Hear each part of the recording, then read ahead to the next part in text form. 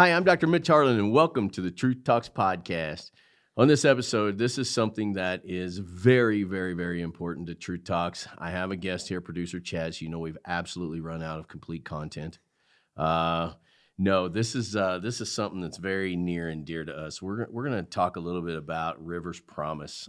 This is a program that we here at Truth Talks truly support for a whole multitude of reasons, and we'll get into just a little bit of that. But producer Chad is here. These guys were down in Rwanda here not long ago to really document a lot of what Rivers Promise is about. But as with anything, as soon as you document a story, it starts to touch you a little bit different. So, producer Chad, let's talk a little bit about your trip to Rwanda. Yeah, it was a pretty amazing experience. I was asked by Jimmy Lakey, who we had on Truth Talks about, I don't know, it was probably a year or so ago now, to travel with them and document, really it was to document Rivers' return to Rwanda. Now, he hadn't been back to Rwanda in probably about 4 or 5 years. I think he was in 8th grade the last time he was back there. So it's changed a lot. Obviously, with the stuff they're doing through Rivers Promise, the construction of the new school, a lot of things have changed. And also, he's now a young man at the age of 18, getting ready to graduate high school and move on to college. So his perspective was going to be a little bit different than what it probably was in 5 years ago. So, but that was really the idea for the trip, was for me to go simply to document this and help get some content out about Rwanda, but also more importantly about Rivers' return and the work that Rivers Promise is doing. You know, you've become well known in our community for documenting a lot of things. Obviously, you found your niche here, right? Yeah. And you and I've had a lot of talks. We always have these discussions pre and post filming and different stories and so on and so forth. And I've always kind of had this feeling, notion, idea, ideology, whatever you want to call it, that I'm always big about taking care of our people at home. And I don't know where that came from. I don't know why I felt that way. But one of the things that kind of struck me is we stayed in pretty close contact with your whole trip. I tried not to bug you too much, but I was always like, hey, tell me what's happening. Tell me what's happening. It was also 8-hour time difference. There was, and it worked. So I really appreciated the text at 2 a.m. Well, it worked. But you said to me over and over, man, you Mendeed kids, you got to come down here to change your life. Yep. And I got to thinking about that a little bit. And the whole purpose behind Truth Talks is we want to change people's life through story, right? And you've convinced me that not only is something like Rivers Promise important, it really does change lives. And there was a unique perspective I'm going to have you talk about versus entitlement versus opportunity. And I definitely don't want to forget that. So if I do, remind me of that. But I kind of want to go down chronological order. I was really curious about your flights because I always think that's kind of cool where people land and where they go. So, I mean, just briefly, tell us where you had to go. So we left Denver at 10 a.m. on Friday morning. We flew to Washington, D.C., had a couple-hour layover there, which was nice, stretch. And then from there, it's about a 7-hour or 8-hour flight to Brussels. Now, Jimmy and River and some other folks had left a couple days before and actually gone to London as part of their trip. So we all met in Brussels. We landed in Brussels at, I think it was 6 a.m. Now Saturday morning. Met in Brussels, and then we all together took a flight from Brussels to Kigali, to Rwanda, and that flight was about a little over 8 hours. So believe me, if you can't sit, this is not a trip for you because you'll be miserable.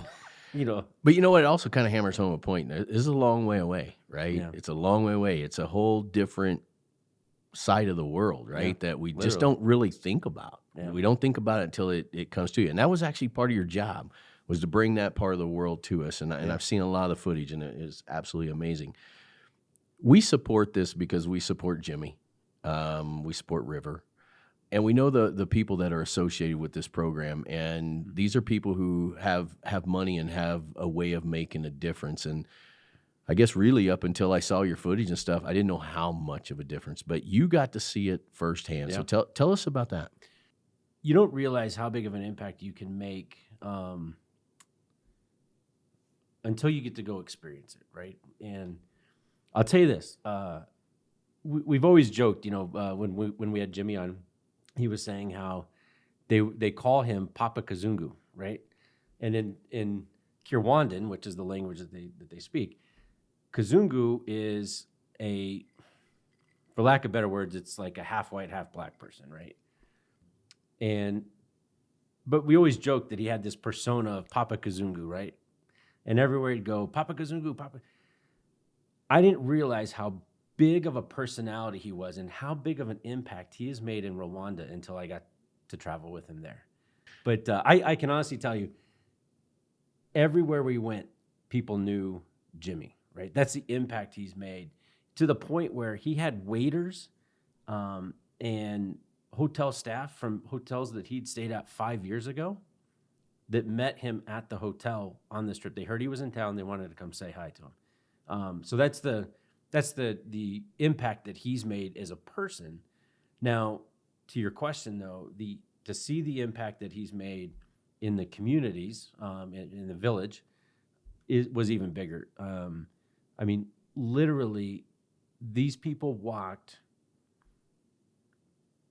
When we got to the village, you can only drive up so far, and then you have to walk. And we're walking up this trail, and the kindergartners, and the only class that right now is functional as part of the Rivers Promise campus is the kindergarten class. Well, the kindergartners see us, they come running out, and they want hugs, and they greet you, hello, and you're like, all right, this is really cool. And then up on the hill is where the new campus is, and there was hundreds, and I literally mean hundreds, of women and children up there that had walked. These people don't have cars. I mean, these people literally have nothing. These people had walked, some of them for miles that morning to be there. They heard that Papa Kazungu and his team were coming, and they wanted to be there to greet us. And they greeted us with dance, and these women were dressed in these beautiful, colorful dresses. Everybody was dancing and singing and stuff, and it's kind of their culture of how they welcome people into the village. But so that was pretty cool. And you don't really think about that when you're there filming. You're there to do a job. You're there to capture moments. Later is when you start thinking about, holy shit, these people walked. So Rwanda is known as the land of 1,000 hills. And I mean, that's all it is. It's just mountain after mountain after mountain. So these people literally walked from 2 or 3 mountains away to get there. That's the impact that's been made. To see this guy. Yeah. This change in their world. Mm-hmm. Yeah, it was pretty unbelievable when I was watching a lot of the footage, and you can see and feel the gratefulness in video. That's what I was trying to capture, was really the emotion of the moment, but the gratefulness that these people really had for us being there, right? They didn't view us as a handout. We weren't. They don't view you that way, right? You're not there to save the day. What you're there to do, what Rivers Promise is doing, and the team that went, is you're there to give them resources. They don't want a handout. And that's probably the difference between, and I don't have a problem saying this because I've seen it firsthand now. Their mentality is, we don't need handouts, right? We need help. We need resources. We need education. We need skills so that they can get out of the village. Remember, some of these people live under banana trees, right? They literally prop banana leaves up because they don't have any kind of shelter, hardened shelter like a home to live in. So they literally live under banana trees. But they are the most happy people I've ever met. And I genuinely mean that. We actually had a conversation one night about that. And how can these people be so happy, yet they have so little? And so when I say they have nothing, they literally have nothing. I mean, most of these people don't have They don't have electricity. They don't have running water. They don't have a bathroom. They have a communal, what they call pit latrine, which is just an outhouse that they will use as a community, but no toilets, no running water, no kitchen. They have to cook outside. And yet they don't have the stress and the cares that we have. There's a couple things I want to follow up on you that we discussed. One of them, the story that you told that I thought was really super impactful, was how they welcomed you into their home after, and they're on a dirt floor and they were still proud of it. Versus here in America, we find out somebody's coming over, you go and you try and straighten everything up all of a sudden to impress, if you will. Yeah. But they were proud of that. They invited you into a home with a dirt floor. I believe that you told me there was a mattress there that 1, 2, 3, 4 people slept on, a couch on one side, and that was it. Yeah. So the instance you're actually talking about was we got a chance to, and even in Kigali, the capital city, 90% of those people live in extreme poverty, right? And so when we went to this lady's house, her name was Tabo, and she actually worked at the orphanage that River was found at. And during the day, he was very sick when we found a lot of stuff out about River that even Jimmy and River didn't necessarily know. But every day she would take him to her home. It was just a short walk from the orphanage. She'd take him to her home, and he would play. And it was her chance to get him out of the orphanage and kind of care for him. Her house, you had to walk down a little hill, and then kind of in between some houses, and it was just a narrow walkway. And these are just adobe homes.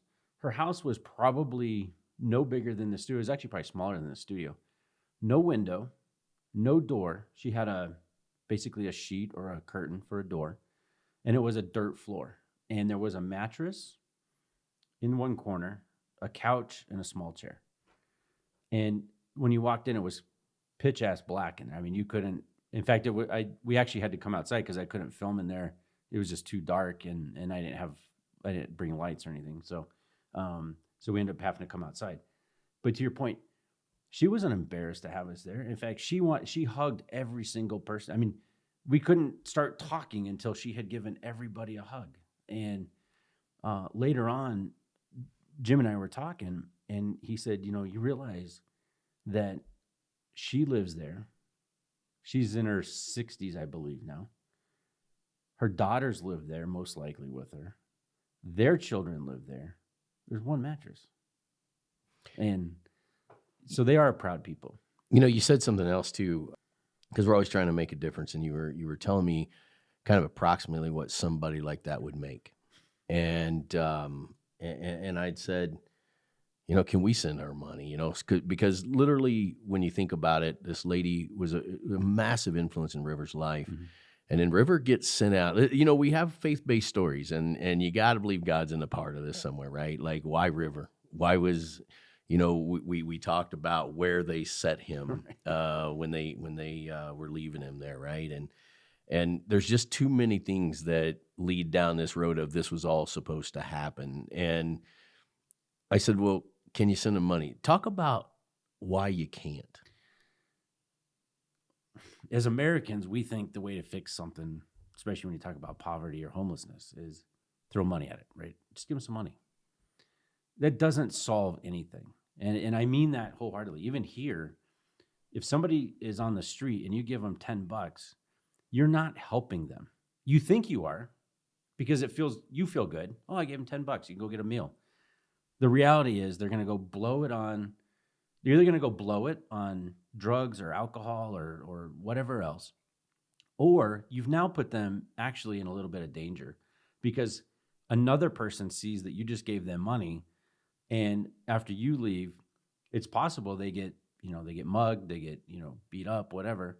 So you have to be very, very careful about just handing money to something. So the better thing to do, so in Tabo's case, she makes about $1.50 a day working in a coffee roasting factory. They grow a lot of coffee there. That's her job. She makes $1.50. But she has no bills or anything, right? So it all just goes to food and, whatever necessities that they need. But if we were to hand her money, it's possible that some of the other neighbors would rob her at night. I mean, like I said, she has no door. She doesn't have a locking door or anything. So her safety then becomes a bit of an issue. So much so that it's actually a rule. It is. So when you go on this trip, it is a rule that you don't, in the village, anywhere we go, you don't hand money to people, right? Now, there are exceptions. There was one evening we'd gone to the supermarket and to grab some stuff, and there was a Rwandan man sitting on the floor just outside the entrance to the supermarket. He had no legs, and Jimmy had asked Jimmy has people on the ground there. So he's got a team in Rwanda, and they're very knowledgeable about the people, the community, and things. And so Jimmy asked him, "Can I give that guy some money?" And he said, "Yes, give him some money because he needs it." Versus somebody else that they may have known that you would have given them 5,000 francs, which is $5, and they're going to go use it to buy drugs or alcohol or something else. So you've got to be selective, and you really have to understand and be willing to ask, is this okay? And then trust that the answer that they give you is what's best for the person in that situation, right? Because you don't want to put them at danger. So here's where I see River's promise, and again, you guys educated me quite a bit on this. The way out, the wealth, is in education. Yes. And that's what River's promise is about. Yes. And they have done stuff that, I sit here and I think, okay, you know what, we want to build a building with their studios in it and all that good stuff. And you think, okay, well, you just got to get the ground. It's different. Yeah. This is different, right? And with that education is their way out. Yes. And that's what River's promise really has been focused on the last couple of years, right? And they've stayed really focused on that because it's really easy when you're trying to make a difference, especially in a third world country like that. It's really easy to go down the road of what they call like charity creep, where you try to start doing too many things, right? Mm-hmm. I'm gonna do this for this person, or I'm gonna do this, I want to do this, and all of a sudden you've exhausted all your resources, right? So they've stayed very focused on this particular village and getting this school built so that these kids have the opportunity to learn, go to a trade school, and then go out and make some money and get out of the, maybe not even necessarily get out of the village, but be able to earn a living, right? To give themselves some help. So again, video and pictures paints 1,000 words, right? Tells a story. And I think you captured this, and this is something that really kind of hit home to me because we both have children in school, right? But you see those desks, they're tidy, they're clean, they're in a row. Kids are organized. We don't even have that here in this country. It's a disaster. Yeah. What did you learn there that you would come back and say, hey, you guys need to refocus the entire, educational system? Well, I think part of it is you have to understand these kids, if they don't go to school, and there's no state, it's not like here where there's a public education system. It doesn't really cost you to go to school, right? It's kind of mandatory. They don't have that there, right? The government doesn't have that kind of resource. So all of these schools in all these villages are really built by there's a lot of Christian faith in Rwanda. So a lot of them are church-based organizations that build these schools. But those kids, they crave going to school because if they're not going to school, they have chores they have to do, right? They have a responsibility to their family. Hard chores. These are hard chores. I'm not kidding when I say a 5-year-old kid, to get fresh water, they have these yellow water cans. They're about, I don't think they're like probably 5-gallon water cans. They have to go find fresh water. Now, in some places they have a well that's a communal well. They can go fill up their jugs. Maybe it's going to the creek if it's hopefully fresh water. They do a lot of rainwater collection too, but not so much in the village. I know not everybody has access to those tanks and stuff like that. But so these kids in the morning, they have to go get fresh water for the day. I saw 5-year-old kids carrying 2 5-gallon water pails full of water. Think about how much that water weighs more than that kid does. And he may have to walk miles. And it sounds like an exaggeration. It is not.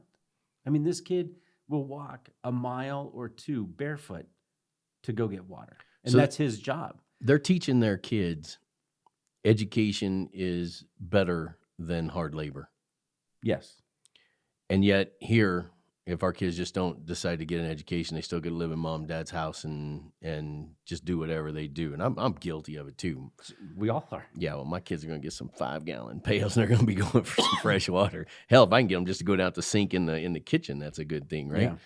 But describe to me, I think you gave us a good picture of how these people live, but describe to me what Rivers Promise, what the buildings look like, because they look beautiful. This building is incredible. Now, I will say this, construction standards in Rwanda are not so much what they are here. So certain things you have to kind of like, oh, that's a little, Windows little cattywampus or whatever, But the building is beautiful. It's a 2-story building. It has 2, 3. I think the first building has 6 classrooms in it. It has toilets. It has electricity. It actually has plumbing. Some of that stuff we're waiting on the government to get those things hooked up, so the school is actually can be completely functional. But it's all there, right? It's just they do things a little differently in Rwanda compared to here. But it's there. The government was there we were actually there for the ribbon cutting ceremony, and the government was there. And yes, they're working to get those utilities hooked up. But it's a beautiful white stucco building. When you come down the hill into the village, the new campus actually kind of sits up on a hill, and you see this thing, and it looks like the Greek Parthenon towering up into the sky, and it's a sort of a symbol that was done semi on purpose, is a symbol to the people in the village that's an opportunity for them, right? And so as long as those kids get sponsored through Rivers Promise, they'll be able to go to school once this thing is fully open. So we have to talk about this because Jimmy won't probably, but and just to let everybody know, this is a 3-part series. So we're starting with you documenting the whole entire trip. We're going to go to River and get his perspective, and then we're gonna finish with Jimmy Lakey, and I think that's appropriate.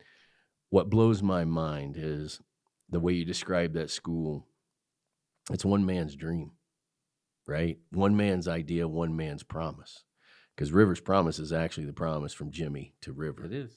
Yep. And to see that come to fruition, right? I mean, we all talk a big game at times, how we want to make an impact in the world. But then there's these select few that actually do it. He would probably be far too humble to mention that, but I think we owe it to him to say that. Yeah, and I think it's important to recognize that River's promise, it started as a promise that Jimmy made to River when he adopted him, and he's kept that promise through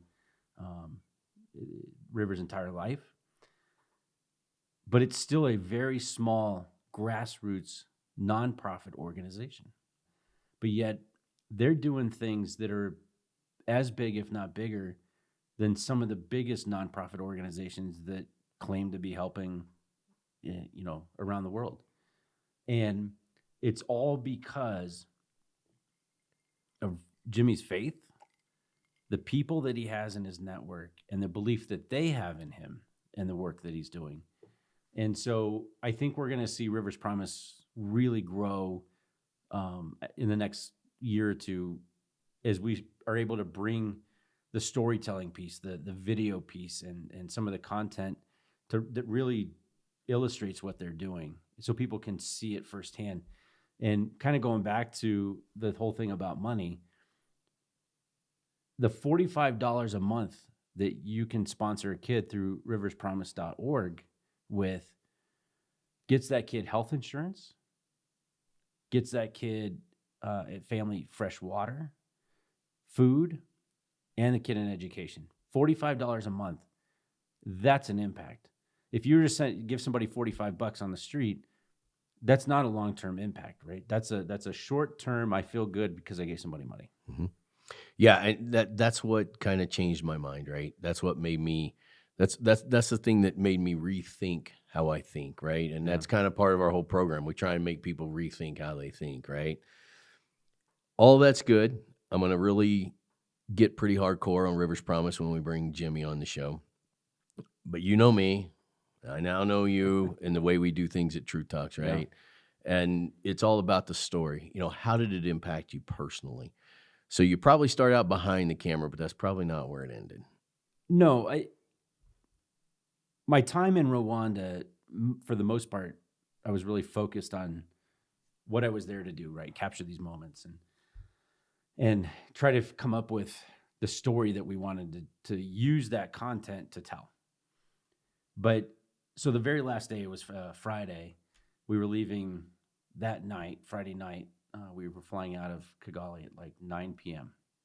So we kind of had the day to just relax and whatever. And I happened to be sitting out by the pool having a cocktail, shocker. And I was kind of just scrolling through photos that I had taken, because even though I was really capturing video for the most part, I did try to capture some photos too, right? Just for my own benefit and stuff. And I'm scrolling through and I come across a couple of them. And that was when it really hit me.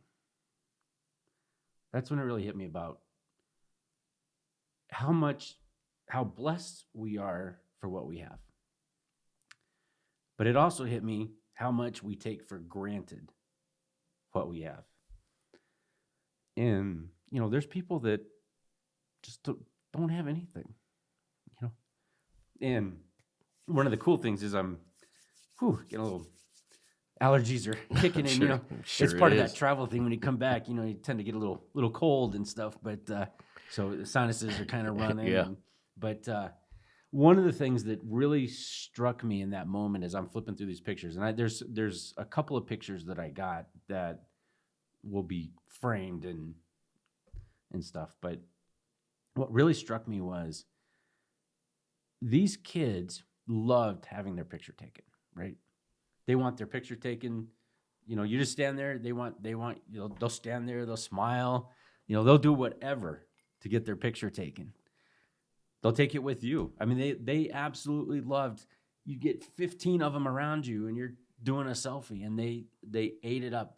But what struck me was the second you would take the picture, they would kind of grab at your phone and they wanted to see the picture. They understood what was happening, but they wanted to see the picture. And I kept trying to figure out, I'm like, why was that so important to these kids?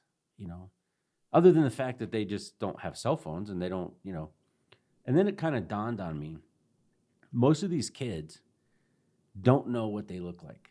And what I mean is, think about this.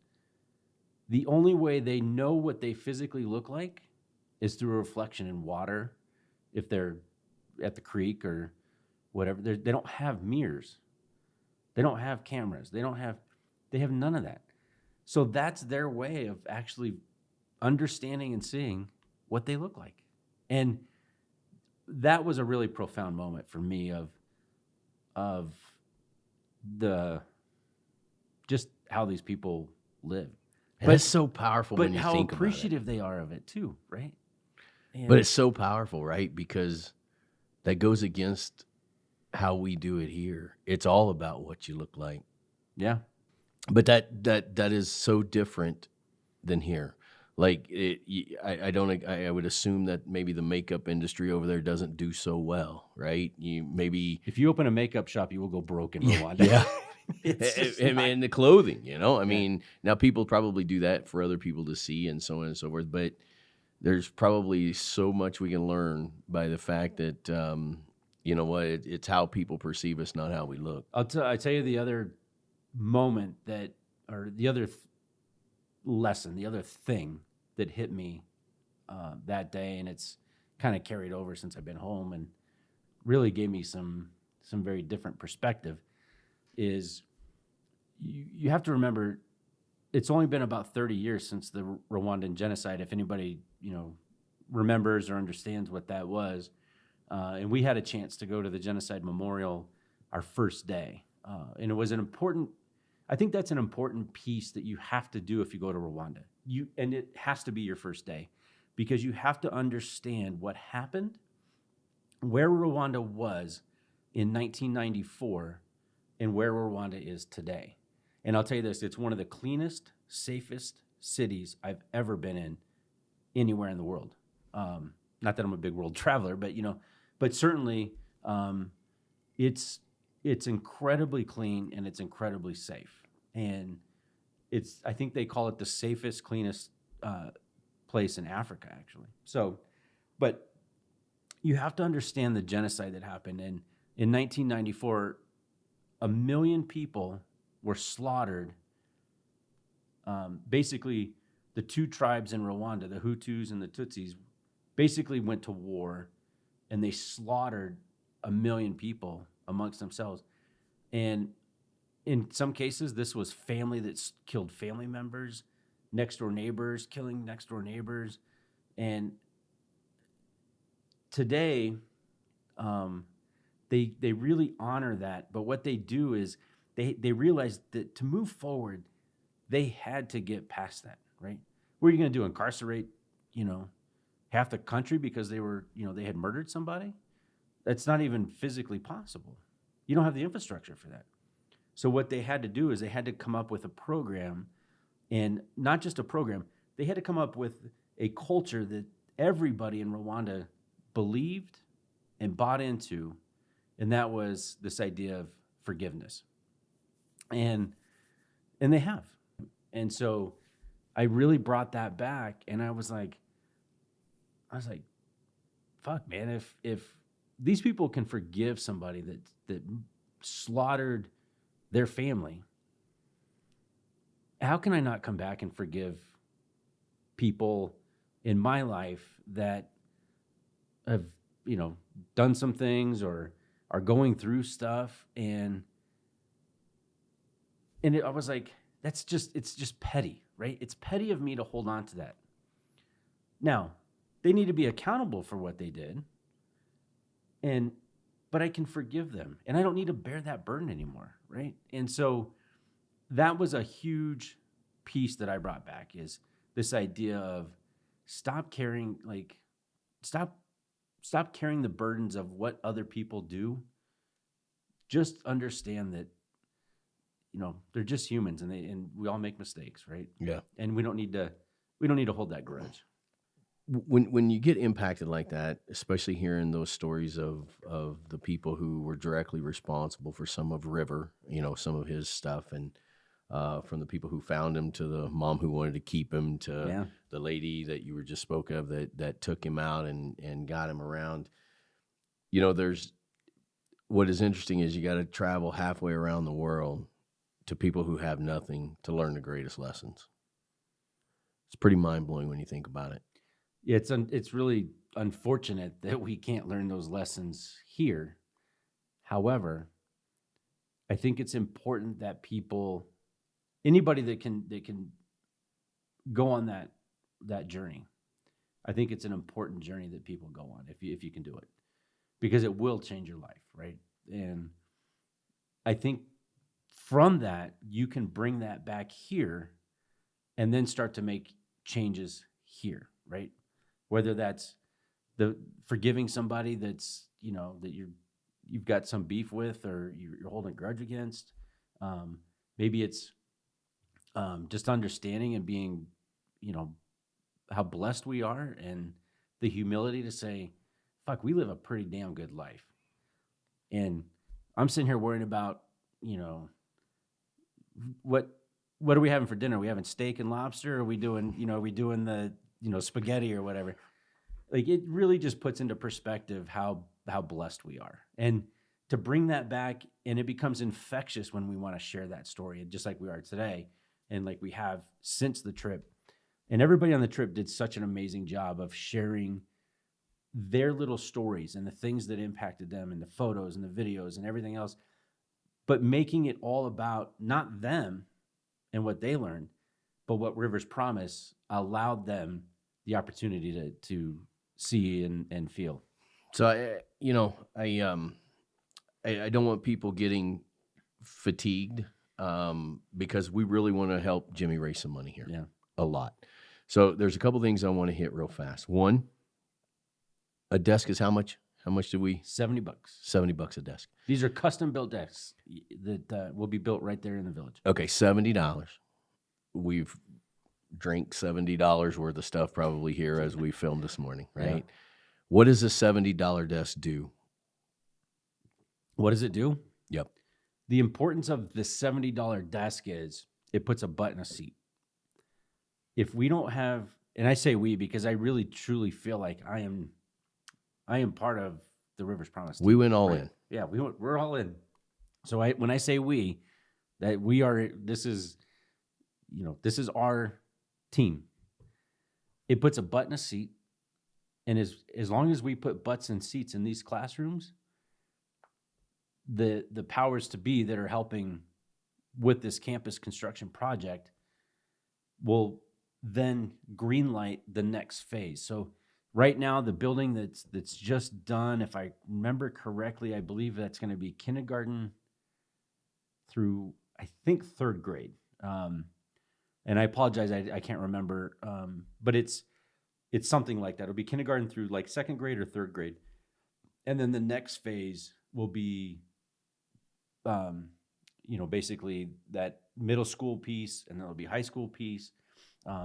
So it's important that not only that we have a building, but we have to have the furniture, for these kids to actually go sit in. So, and then when we talk, you did hit on it just a little bit. It's $45 to sponsor. $45 a month, and with that sponsorship, you get a kid enrolled in school. They get a uniform. They get health insurance, and this is incredible health insurance. This is they get to go to the same hospital that President Kagame can go to, right? So, and in fact, there's a whole story about that. Jimmy's been telling it pretty good on the radio too. But we were actually able to save a kid. We had a nurse practitioner that was on this trip with us, and she had identified a couple of kids that she knew probably had some pretty serious health issues. And this one little young boy, unfortunately, had hepatitis. And there was a couple of high school kids that were with us. They fell in love with this kid. And on our trip, as the last day, as we're leaving, that kid got sponsored by one of these kids, by his family. We were able to give him some money, not the kid directly, but Jimmy's team on the ground there gave him some money to get him some clothes, because the kid had worn the same shirt and pair of shorts probably for months, if not longer, because that's all he had. His mom is deceased, so his dad's raising him. But more importantly, this kid's now enrolled in school, and he's getting treatment for his hepatitis. This kid would have probably died within months. Now he's gonna hopefully go on and be a healthy, happy, educated kid going forward. So and you mentioned it one before too, and I want people to really think about this. You talk about making a difference with $45. That's a huge difference. That's a huge difference for a human life. And then you got to believe that at some point in time, that young person will tell that story, and that's how you heal the world. Yeah. Sometimes one at a time. But here's another way. Thousands of people that we have, watching the show at any one time, they can stuff envelopes. They can do stuff. It doesn't necessarily have to cost you money either. You can call, and we'll hook you up with the right people that if you really want to make a difference, especially in an organization that all the money goes where it's supposed to go, I'm sure we can get them hooked up with Jimmy, and just your time, energy, and effort can make a huge difference. I think that's an important point to that too, is whether you give to Rivers Promise, or you give to something else, give to something, right? Find a cause that you're passionate about. Do your research. Make sure that what they do is really making an impact, and give to that cause. I mean, as a veteran, I love when people give to veteran causes, right? But just give to something, find something, and understand that in almost every case, these organizations are making a difference. Yep, they really are. I've seen it firsthand. You captured it all on video. I think you did a marvelous job. The photos are incredible. I can see it in the eyes of these kids that they're grateful for the opportunity. And opportunity is what we don't give people anymore. We want to give them that handout, hope something good happens, and it usually doesn't. Opportunity. It's too easy to give a handout, not a hand up. Yep. And Rivers Promise is doing the opposite. They're giving these people a hand up where they can then make a future for themselves. And here's the last thing I'll say. Thank you for going over and representing Truth Talks. This was a dream a long time. This is another dream, right? That's coming to fruition. And I thought about that. I thought about some of the video and the pictures I saw, and you had your Truth Talk shirt on, and I'm pretty sure people thought I only had one shirt because I had taken like 6 Truth Talk shirts, but it was all I wore the whole trip. But you know what I loved about it? You know what? Truth Talks was in Rwanda, making a difference, and that's what we dreamed about. It's what we talked about, and a year or so, 2 years ago, 3 years ago, there's probably a lot of people didn't think it would probably happen, and then here we are, right? Yep. So I say just keep doing the right things, do what your heart tells you to do, but thank you for capturing everything you did, not only through Truth Talks, but I am more than positive that Rivers Promise is grateful for your services as well. I appreciate that. And, I'll kind of leave with this, and that is I've more and more in life, what I've really realized is when you start, and I didn't come up with this, right? I'm sure somebody else way smarter than I did, but I've heard this and I believe it. When you stop chasing currency and you start chasing character, and you have, in your heart, you have a deep belief in the Lord and the path that the Lord has you on, amazing things happen to your life. And I've experienced that. And it just seems like the more I do to help those around me with the skills that I have, not many, but the few that I have, right? The more blessed my life becomes. And this trip was a working trip, but it was probably the closest thing I could ever get to just a spiritual trip of understanding the power that we have to just love another person, right? Just show compassion and love for somebody. Yeah, fantastic. By the way, that was from Randy Longshot. He was a guest of ours before that was talking about character over currency. I believe you might be right. I believe so. All right. Well, thanks again for coming on. We will bring River on. I'm really looking forward to that because I'm sure that his eyes saw a different story, a different video. And if he doesn't cry, I'm going to cry for him because, I look at that and I think to myself, man, you were touched, my friend. You're here. You were touched. You were one of the few, right? And then again, we're going to end with the big Jimmy himself, right? And Papa Gazungu. And I know, I'll try and bring it out of him. He's just such a humble, incredible human being. And he's not going to do himself justice. I already know it. You're not even really doing yourself justice. And I think that's part of that humbleness that a person takes away from such a powerful experience. But again, from Truth Talks, obviously, thank you for everything you did. And I like the shirts. They look pretty good over there. Yeah, they did. But you brought back some amazing footage. Yeah. And one last time, I know every video I've done and everything I've done, I've mentioned this, but if you want to help or if you want to just understand what Rivers Promise is doing, please go to www.riverspromise.org. That's riverspromise.org. Check it out. If it's something you can do, please help, whether it's sponsoring a kid, sponsoring a desk, or even just a flat donation. I will tell you from the bottom of my heart, it makes a difference, and you can make a difference.